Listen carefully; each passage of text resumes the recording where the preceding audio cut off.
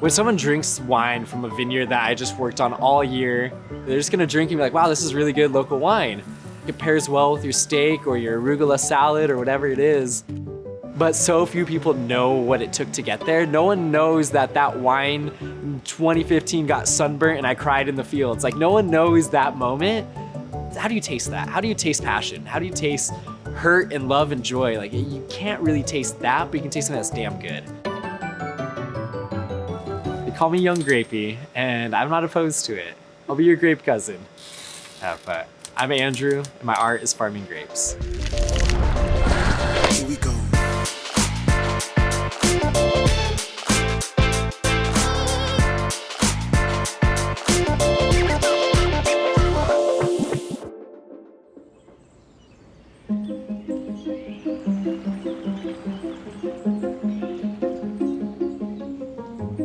In the fields, you really are in nature. You're not in a place where it's like, oh, they're growing food for mass production to make a final product. They're growing art that's inspired by the land.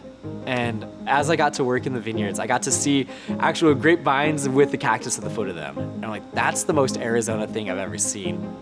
The harsh climate out here is so cool and uniquely Arizona. It gets wicked hot and there's a lot of sun. And the sun isn't like a sun that's just like, oh, my grass is happy in the sun. It's like, wow, I hurt. And I get to live that just like the grapes do. Like, if it's hot and it hurts me, it's doing the same thing to the grapes, and I get to really live that hand on hand with the grapes. So I think that's reflected in the wines, not necessarily in a, wow, this tastes like something that's sad, but it's like, wow, this tastes like something that fought for it. I love the Arizona element to farming, the Arizona element to living. It's hot, it's cold, it's weird, it's brutal. This is what I was born into, and this is where I want to stay. I was made for this.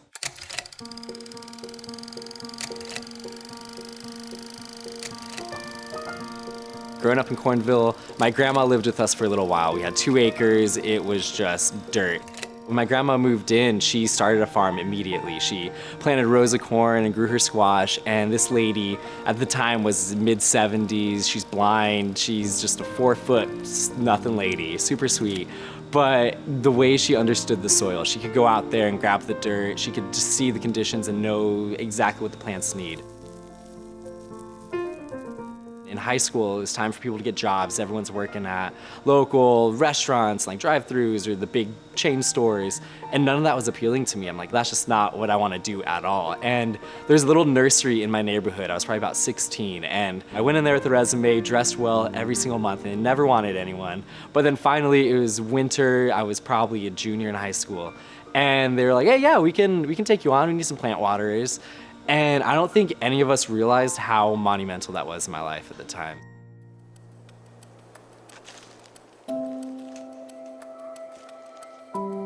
This isn't something cool. This isn't trendy. I'm not doing it just because I'm a hipster that like, oh, I grow wine. Like, wow, that's really random. No, I do this because it feels like what I'm called to do. When you have that passion, you have that love for something that goes this deep, you don't do it to do it, you do it because you have to. You do it because you want to. And every moment that you spend dreaming about the future is spent thinking about this. I can't even imagine where it's gonna end up for me. Ideally, I would love to have that backyard vineyard, but that backyard vineyard being 40 acres that I tend to myself, which is an astronomical goal for just a guy from Cornville, but I would love to have a vineyard that is growing some wacky stuff. I just want to have something weird. Like, not necessarily make a name for myself in that, but just for the space that I'm using. Like, I want to be able to just tell the story of where I am, ultimately over thousands of grapevines. That's the end goal. Currently, I'm pursuing just the story of Arizona through selling Arizona-made alcohol, and I just want to keep the art and passion of just winemakers and beverage producers and culinary artists and artists in general. Like, I just want to keep that momentum rolling and stay within it however I can. I'm just passionate about farming grapes and getting to grow them and tell their story.